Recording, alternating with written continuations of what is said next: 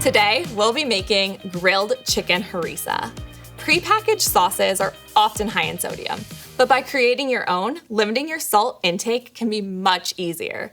Homemade sauces and seasonings using herbs and spices are an excellent way to prepare low-sodium meals.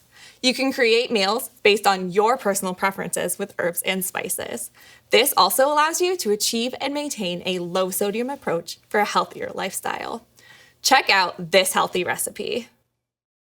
Let's start by making some red pepper harissa.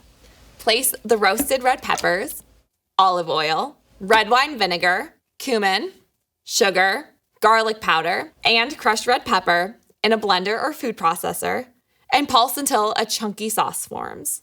In a small bowl, mix olive oil, red wine vinegar, paprika, garlic powder, cumin, and salt together to create the spice mixture.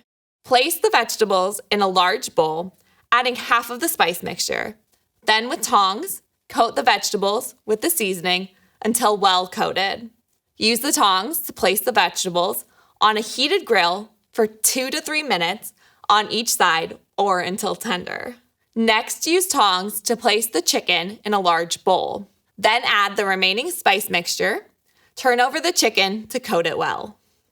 Grill the chicken over a medium heat until the chicken reaches an internal temperature of 165 degrees Fahrenheit on a food thermometer. Serve the red pepper harissa over the chicken and vegetables for a low-sodium, heart-healthy meal. Get creative. Enhance your meals with herbs and spices instead of too much sodium. For additional information on making healthy food and beverage choices, and specifically limiting added sugars, saturated fat, and sodium, visit myplate.gov.